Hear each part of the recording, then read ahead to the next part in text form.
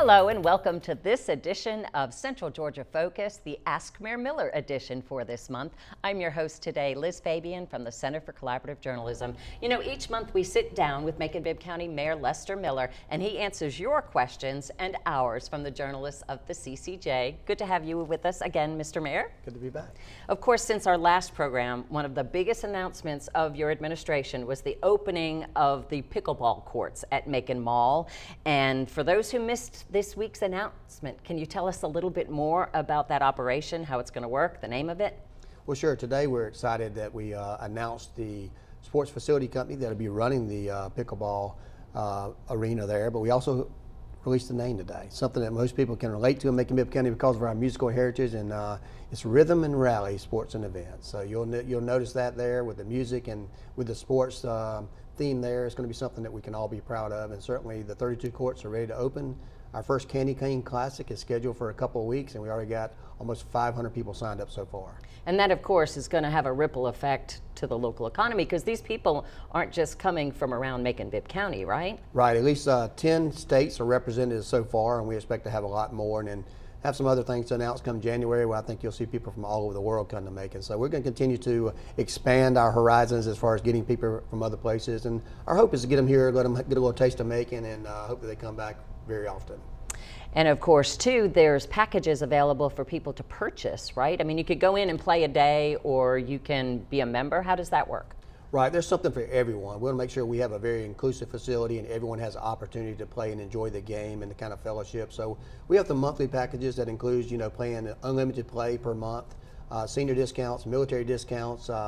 You can get a membership when we're open, like during business hours, so 10 to 8, or you can get after hours where you can come yourself as well. But those that don't want to pay quite as much, you can pay $5 for half a day, and that's 5 hours. $1 an hour, you can't beat that anywhere, and it's a very affordable sport and a good fun for the family or other types of activities you may have. Well, we have a number of questions this month from our journalists in the partnerships of the CCJ. First up is Raymond Tubb from here at 13 WMAZ. He points out that our community has a long tradition of basketball, and yet there are few basketball courts that are open to the public outdoors, particularly in North Macon. He said there's one inside the North Macon Park, but if people want to play on Sundays or in evenings or something when it's not open, and then there were courts at Springdale Elementary that have been taken away for the construction there. So are there any thoughts or plans to have more basketball courts as well for the people who may not be playing pickleball? Sure, there's lots of opportunities. As a matter of fact, just in the last couple of months, we met with our commissioners, a little round table there at our meeting there. We got some SPOS dollars that need to be spent at some recreation departments and elsewhere. And our director, Robert Walker, came forward to kind of present some information, some recommendations on expanding some of that, even covering, I think, some of the facilities we have as basketball courts at the memorial area over there. So there are lots of opportunities to expand that. And of course, in the 2025 SPOS, I think you'll see some more opportunities there for not only people to play it, but also to promote the sport through some tournaments, just like we're doing in pickleball, on a larger scale for basketball and AAU and things of that nature. So I think there's a lot of things on the horizon. Basketball is one of those things where you have to have other programming inside a recreation center, so sometimes you may have the youth in there and people can't play. But we are expanding those. At the same time, it's hard to build a big basketball to make it affordable and profitable to maintain, and you can't do it like a small venue like you do at a pickleball. But I think we're going to do that, but as the weather gets colder, less people are going to be playing outside anyway, and they'll go to the recreation centers indoors. And of course, also right there next to the new pickleball Rhythm and Rally is the amphitheater that's coming along. Just this week it was announced that Jason Aldean will be coming home next October to play there. There's been a couple of other concerts announced, but are there plans for a special grand opening, and is there anything that you can share with us how that's going to be? Will it be a community celebration? Will it be a big name artist, or anything you can share about the developments at the amphitheater? Well, I can say we're getting excited about the opening. I don't know if you've driven by there or looked at some of the drone footage, but the grass is green. They're starting to put some finishing touches on some area. We're going to go all the way up until opening time, which is going to be in March. We've announced 3 shows so far. None of the opening shows have been announced, and I expect that's going to have some local flair and some local artists there, and we'll announce that in the near future. But the 3 acts so far are probably going to sell more tickets than we've ever had in our history at any one location in Bibb County, and we're excited about that. Riley Green, and Tracy Lawrence was the first one we announced, but not the first act. And then we had ZZ Top, Leonard Skinner, and Stone Cold Cherry, and recently Jason Aldean and a host of others. There's about 27 more to announce. It's going to be something for every genre. Don't worry if you don't like country music, if you don't like the rock so far, there's going to be something for everyone. And there's also going to be some local festivals, and we have some local promoters that are going to get involved and have a seat at the table and be able to do their own special events at the location. So we're excited about that. It just takes a little time to kind of get that information out. So we're asking people to be patient and realize that we know this is for all of our community, and we're going to make that happen. Will that opening coincide with Cherry Blossom, or will it be before or after, or is that too much information for right now? I expect it to be right before Cherry Blossom, and I think the first show we have is at the end of, the first one that we announced so far is at the end of Cherry Blossom, but certainly we're going to try to work hand in hand with some type of sponsorship with Cherry Blossom. Now, of course, playing off of Macon's music heritage has been primary goal of tourism and even in development here, like with the fixed-based operation at the airport looking like a guitar from the air and all of that. So are there any more plans progressing for that? What is the timetable for construction of that facility, and have you had any progress in trying to lure more passengers service to the airport? What I can tell you, there's a lot of interest there now. We've had some good turn of events as far as cargo coming in there and being able to make some money off that, and found another avenue to create economic development for Macon-Bibb County, new jobs, and for some money coming into the airport. So we're excited about that. We're still working on the additional airline and also other locations for this airline because of the expansion. It'll be another year and a half before the expansion is completely finished, but we expect the RFP to go out probably sometime in March or April to have people starting to submit bids on the FBO that looks like the guitar. A lot of interest going on that. FBOs are very popular around the United States now, and certainly ours is going to be in huge demand. Our fuel sales have gone up dramatically since we took over the FBO out there, and that makes it more valuable, and we'll be able to attract a lot more talent to the area. And the county also recently announced a property swap with the hospital authority, and the county will be getting the Macon Health Club and the former bank building at the corner there of Cherry and First. Any plans for those buildings that you can share? Anything concrete? Because I know it's right around the plans for the Otis Redding Center for the Arts. Carla Redding Andrews was involved in that announcement. So anything you can share about that project? Well, it's moving along quickly. We expect some things to happen on that very quickly. Right now we're looking at the possibilities. Some of those I can envision would be, certainly the health club will be back. At least part of the health club will be back. A place you can go play basketball indoors, a place where you perhaps can play racquetball. Certainly can work out and do all the gym things. I expect a restaurant probably there nearby as an old city club type. A hotel and some apartments there. So it's going to be a great development right there. It's going to complement the Roding Foundation that's happening across the street in the Hotel 45, and the revitalization of the auditorium there. I expect some movement on the temple there as well, and some news coming up in the Rosa Parks Square as we get into the next 12 to 18 months. So I think that whole area is going to really come together in a great way, and we're probably going to expand to the river and past the river on some new projects that I'm excited to announce in the future. And do you envision the lofts or the hotel being in that bank building, or do you also have the property behind the health club? There's like a parking lot where that could be like new construction. Well, there's 3 buildings there, but 2 of them are attached together, and you have a parking lot already there that's about 120 parking spaces. It cost you probably $20 million to build that, and we got it basically for free. We envision putting that back on the tax rolls at some point in time and being able to earn some tax money on that. But I think the hotel, the health club, and apartments there are going to be that. Maybe some retail on the bottom floor as well, but and a new restaurant there. So it's very excited about what's going to happen there, and I think it's going to come to fruition very soon. But the whole process is probably going to take anywhere from 12 to 20 months. All right. Well, when we come back, we'll talk more with Mayor Miller about his vision for downtown and beyond.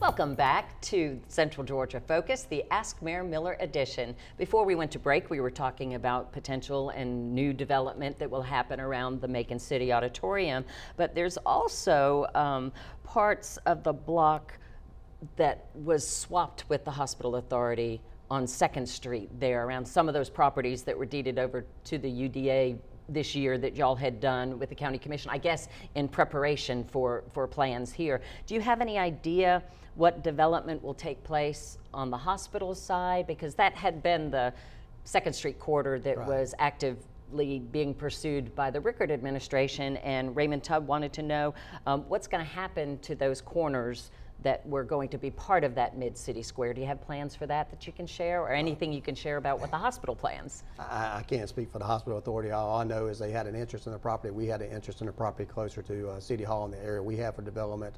Certainly we're interested in getting that property, at least some of that property, back onto the tax digest as well. I do expect some activity to happen there, but I think the hospital authority and Atrium Navison is going to be driving that with other partners, and I certainly can't speak to them. I think it would be premature to do that, but it's something that we all can be proud of, and it's something we can really get that area engaged to something that's kind of spreads toward an area where the jail will probably be moved. So I think you'll see the entire downtown from the river, starting at East Bank actually over the Coliseum property all the way through 2nd Street corridor till you get to Mercer developed in the next several years. Of course, it had already been announced that the county is, or the UDA is working with bonds for that Crescent Corners development at the corner of 2nd and Plum. Have you heard anything about potential dates for groundbreaking? Is that progressing, or do you know anything about that project too? Because that was going to entail a parking deck that would be run eventually by UDA, and then the hotel there on Poplar Street. Right. Is that still on track as far as you know? Oh, of course. I think I read your article from Macon Newsroom about the the wonderful project there with Tim Thornton, the story there with Miller Heath, and it's coming along nicely. You'll expect to see some action there, I guess, by the first of the year. Our project right behind City Hall with residents, with retail, as well as parking decks are going to happen. We're already looking for places because we have to displace probably 125 cars that we have for our employees and staff, et cetera, in the downtown area while they go ahead and start doing. We've already had samples tested there, core samples there to look at capacity and things like that, environmental, to start our project as well. So both those projects are to finish around the same time. Now you're looking probably about 20 months on those projects, but we'll start to break ground hopefully the first of the year. Recently, the Commission, too, approved accepting a $200,000 grant from the Peyton Anderson Foundation to provide all-terrain vehicles for patrolling downtown. Will those primarily be used by code enforcement, or how do you see that playing out? Well, I approached the foundation and did a request for proposal for them to have some all-terrain vehicles and possibly some additional funds for security. Not just the downtown area, which that's an important part, but also it's hard to walk the entire Amerson, to Amerson from Macon downtown in the trails, and people want to walk and enjoy and bike and make sure they're safe there, and also free of debris. We've had problems with people putting debris and blocking it, so you can't walk that in a day, but you certainly can get on an ATV and ride up and down it many times a day, which will help that. Same thing with Carolyn Creighton Park. You have some pockets there that you have some issues at. You can't see it from just driving on the road in a police car or a sheriff's car. So having those all-terrain vehicles to be able to get off roads and go and take care of those issues, make sure cameras are working properly, going to help. And certainly getting through alleys on busy Friday and Saturday nights and patrolling that area to give you the police presence. So those are specifically written for that area, and those are the areas that's going to be targeted. I wouldn't be surprised to add some additional ones on for other parts of our community if they're successful, and we're looking at some grants on those as well. As far as who's going to operate them, we've got funds for private security, but also code enforcement could do that, or even some of our parks and park rangers and things that patrol those types of areas. So, we'll announce that soon we get them. We are going to be doing some purchasing of those very quickly, and we're excited to get those in to give a better police presence in areas that need it. And of course, the Central City Apartments, the project with the Macon Housing Authority and DePaul, USA, that's coming along very much so right there by Carolyn Creighton Park. So do you have plans, we've heard too about a Top Golf facility down there by the Cole Tower, and of course there's Triangle Arts in that sector. Do you envision some more development happening around the old Tybee neighborhood and on the other side of the tracks or so in your administration? Well, certainly they'll be happening, not just my administration, but very quickly. Those apartments out there at CCP Commons are looking really good, coming out of the ground great. There's some other opportunities there in the area. I'm excited about the golf facility that's coming there. It's going to add a lot to Macon-Bibb County, and it's one of those things that we can be proud of. They kind of expand the area to the Cole Tower there. My understanding is they're going to keep that. It's going to be a natural piece there. And I'm aware of some other developments that recently they announced all the lofts that were coming in a nearby area there to get more housing and the type of housing that people can live and work downtown and afford to do that. So I would expect to see that all the way basically from Carolyn Creighton Park, all the way down MLK until you get to, to the Dollar General there at that area there. So, we're working on some pieces there. It takes accumulating some property and making some steps, but you can expect, once again, to see that in the very near future. And of course, you acquired property on the other side of MLK on Coliseum Drive there at East Bank, Right. near the outside entrance of the Okmulgee Mounds. Any new information coming out of recent visits here by congressmen and anything going on with that you can share? Well, everything's right on point. We expect the bill to be dropped in the next month or so, and we're hoping that this particular Congress has an opportunity to vote on a new national park for Georgia. Certainly all of our Republicans and Democrats are on board, both in the Senate and the House, and we're working on one accord. So all the boxes have been checked. It's time for them to do their hard work, and we're going to support them every step of the way. Once that happens, we're going to immediately engage all that property out there that we purchased, about $14 million purchase for 21 acres just outside the park there, and work with our Muskogee Creek Nation friends there to make sure that's a good cultural possibilities for that park, but also for some new housing and restaurants and maybe some offices there to complement the developments we will have going on around there. Do you anticipate further renovations for the Coliseum in the next SPLOST? I know once you get to the outer buildings, like where the green rooms are, kind of dingy backstage. Is there anything planned, do you think? Certainly, I think that would be one of the recommendations coming out of my office, is to look at new convention space, possible arena. And we own all that acres over here, about 75 acres across that side there. And with the interstate being completed in the very near future, yes, it's going to be completed, at least the downtown portion of that. And the new entrance to Macon is going to be on 2nd Street. So that's right there. So I expect another entrance into the Coliseum there. Some new pregame type activities there and ventures where we took the Chamber of Commerce down. So a lot of that's going to be engaged. And it's going to happen very quickly, but it's going to need to happen at the interstate and after the people decide on whether or not they want to support a SPLOST or not.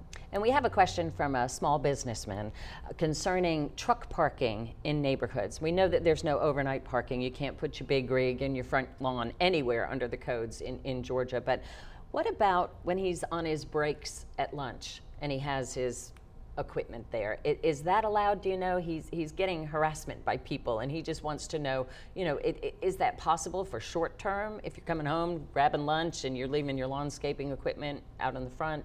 Well, I can say no one's getting harassed. I mean, if anybody's making any comments toward them, they're violating the law. That's a planning and zoning issue, certainly not under the auspices of the mayor. But I would talk to planning and zoning about that. There has been some pros and cons. People, believe it or not, your neighbors will call in and complain about it and then sit there and say, I don't know why they're coming up to your house. But, we wouldn't go out to locations, planning and zoning wouldn't go out to locations if they get complaints from neighbors.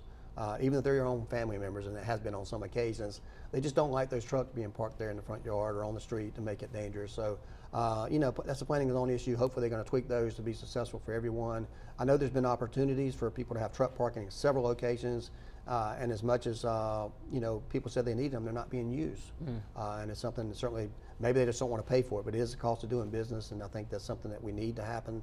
And we want to take care of our truckers, and we're very good supporters of them. At the same time, we get complaints from neighbors all the time.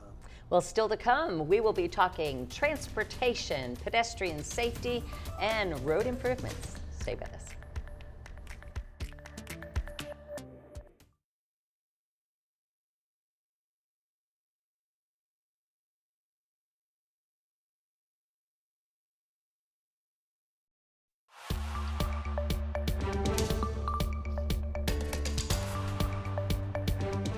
Welcome back to Ask Mayor Miller. We're going to talk now about the unhoused. There have been a lot of efforts with the Brookdale Resource Center and United to End Homelessness and other efforts, but as Raymond Tubb points out, there's still camps around that we see off of Riverside and Arkwright and even off Harrison Road over there by 475. And there's nuisance and trespassing and all kinds of things. Is there anything further planned that you know of to address this problem and curb that trespassing and even property damage where people are starting fires to keep warm and such?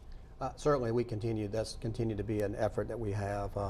Jake Hall's working wonderfully on that. Of course, as you know, your compadre Grant Blankenships over there are always asking about, where our encampments are and how they're being monitored and things of that nature. So we have to balance, we have to balance. These are human beings. They find themselves in a very bad situation. But we also have to make sure that the aggressive panhandlers, the people that are maybe committing a theft or causing other problems, are handled in a proper way. So we looked at state law, and we've been in cooperation with GDOT on some of the bridge things. So you'll see some enforcement there, some new signage, but also some citations possibly where they're violating, in particular, the bridge areas. Aggressive panhandling is another one of those areas there. We're getting resources to the folks there. First, we give them an opportunity to go to numerous places and that we have there. And if they don't take heed at that point in time, they'll be given a citation and have a court date. We're continuing to help those we can. We worked out a temporary agreement with the Salvation Army after a meeting that I had with them, and they're going to start taking single males and females again, and we're going to help try to build capacity there. So we're continuing to work all together. This is not a problem only for Macon-Bibb County. I've said it many times. We're on a river, we're on the interstate, we're on a railroad track, and the reason you see those folks now is because all the wooded area has disappeared there because of all the building for the interstate. These folks have always been there, so it's not any more than it's ever been. You're just seeing them more visibly now. And of course, we come out of a national pandemic and people are running them out of their communities like Atlanta or other places, and quite honestly, they just follow the interstate and the river. There's been talk of this Show the Way census app, and Grant Blankenship would like to know, when is that going to be publicized and made available, and what's the purpose of that? Well, that's something you'll have to talk with Jake Hall about. I don't want to get ahead of that. And basically, we have been tracking a lot of information. We have the technology that we're looking to help with all the encampments, with the folks there, collect all the data and share information from all the partners. We were the first to bring that on. Warner Robins is trying to use part of that as well. But I think he can have a conversation with Jake Hall on that. I don't want to get ahead of that. But it allows us to know what we're dealing with, where we have, where people are coming from, and try to help get them directly into housing.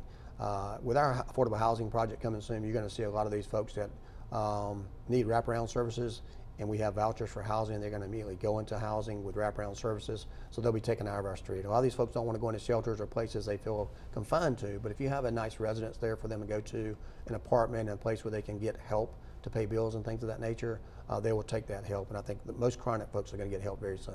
We only have 2 minutes, so we have to go quickly because we've got a couple more questions. Right. What about pedestrian safety along Riverside Drive? There's not a lot of sidewalks continually. There's not, and like I said, that it's balanced between GDOT and Macon-Bibb County. We are making improvements. We're getting ready to hire the director, if you speak of pedestrian safety, and I think that hire happen very soon. It's one of the things we waited so long to get, and I finally decided we're just going to do it in-house. Came up with our description, our hiring process, and we'll be announcing the person soon that we're hiring to do that. That'll help coordinate all of our activities, including future builds in Macon. Will you also retool the Pedestrian Safety Review Board? Laura Corley said, that you'd talked about that, making it more advocation instead of... It's going to be advocation and recommendation and advisory to commission on how we spend the money that I continue to put in the budget to make sure we meet those needs. It's not going to be about reviewing pedestrian deaths and things of that any longer. We have the sheriff, we have the coroner, we have all those people in line to do that. We got to switch our focus a little bit to more advocate and also making sure we clean up those areas that we have control over. GDOT's in the public comment period too for the expansion of Bass Road between Providence and the interstate there. So Raymond Tubb would like to know, he says, that should have really been done 5 years ago with the growth out there. Is there any effort to speed up that project or do something in the interim to ease the congestion? Well, believe it or not, we have sped up the project. I can't control what happened 5 years ago, of course, and it should have happened yesterday, but if you didn't do it yesterday, the best time to get on it is today, and that's what we did. We want to hear from the people out in that area. It's going to continue to grow, so just fasten your seatbelts and get ready for more growth. Traffic's just one of those things a growing community has to go through, and certainly when you live along the interstate lines, you got to expect traffic. At the same time, those same folks would have been arguing if you were taking their property for this expansion a long time ago. But I do think that we're on a fast track to do that, but it requires state and federal funding, so we don't control those dollars. Well, we're out of time. Remember, send your questions for Ask Mayor Miller to mercerccj@gmail.com, and we'll see you next month.